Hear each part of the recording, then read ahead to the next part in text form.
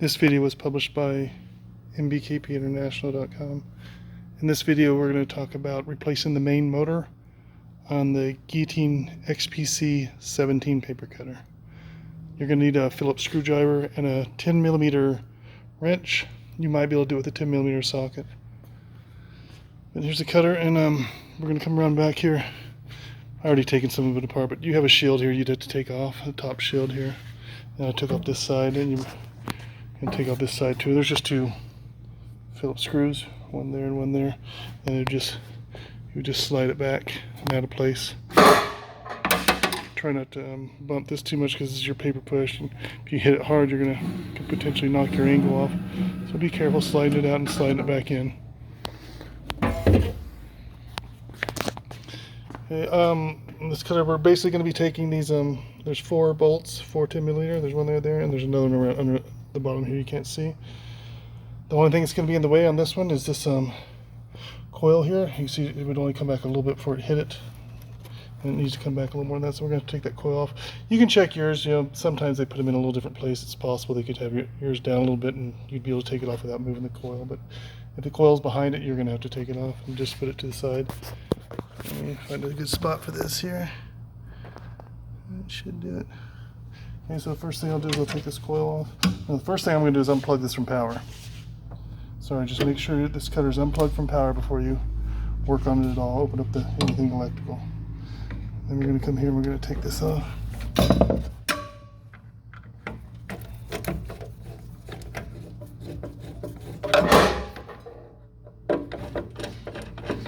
Lift up on it a little bit as you're unscrewing it. It's got a little weight to it, a couple pound or two. And just find a good spot for it out of the way. There is a rubber gasket on, so make sure you keep that on there when you put it back. I'm just going to keep off this side here. Like so. Oh, that's good enough. Now I'm just going to take these off. These 4 here, and I'm going to go ahead and pause this for that, so make this a little quicker. Okay, I got 3 of them. We just got the last one left here. Let me get that while you're watching here.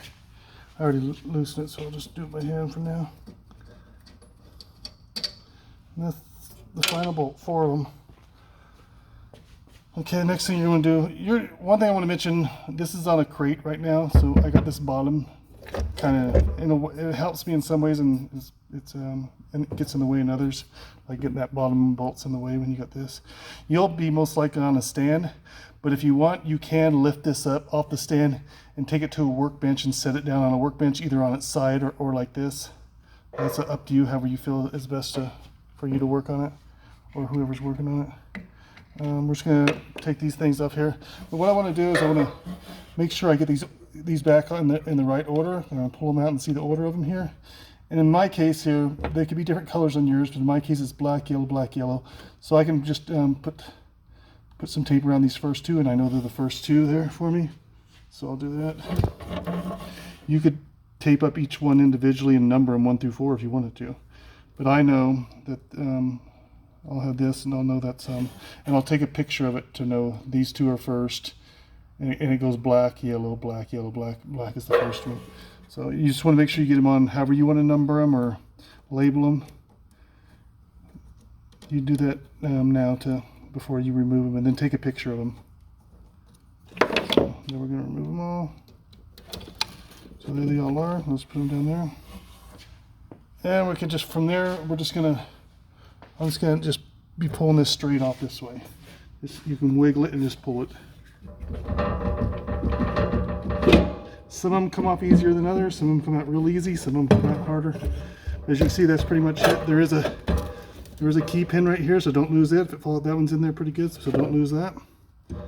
From here, you can take this motor out of here, and then get your new motor. Bring your new motor back in, and then you got to line up this key with the hole here, and I'll bring the camera around to show you. There's the gearbox, and there's a keyhole there.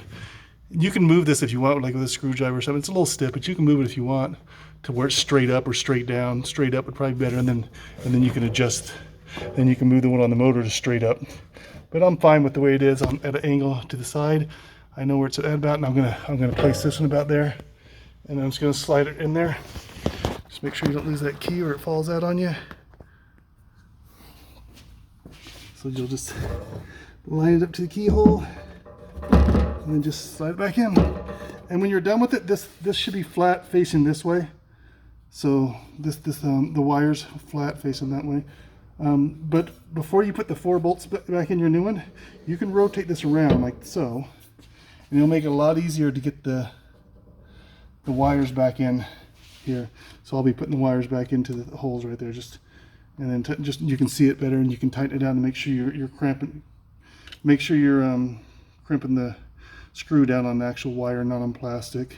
Make sure this doesn't break off and you get broken off or something. But just get them back in the same order. And once you got them back in the correct order, you can just rotate it back to there, and you just start putting your 10mm screws back in. Get the first one in.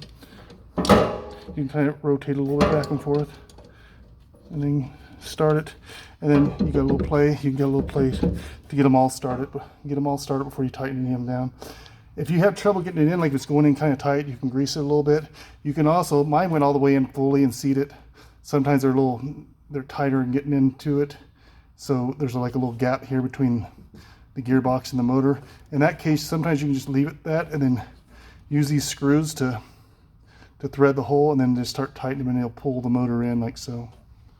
You just pull the motor into the base of the gearbox. And if yours is hard getting in, most of them come out fairly easy or going fairly easy, but every once in a while you get one that's stiff going back in, or even stiff coming out, and you got to shake it a little more than usual. But it's a fairly easy process. The main thing is make sure you unplug your paper cutter from power before doing any of this, and then make sure you number these wires in some way that's good for you, to where you get them back on in the correct order, and make sure you crimp them down on the actual wire when you get them back in. And then once you get that, you just reverse the process. You obviously tighten down all 4 bolts, putting your tables back into place, putting your crown. You can test it before you put these tables back into place if you want, after you get these wires on. Just do a quick test on it. But, I'm sorry, you do have to get this back on here, so if you took yours off. But before you do anything, yeah, you want to get this back on here.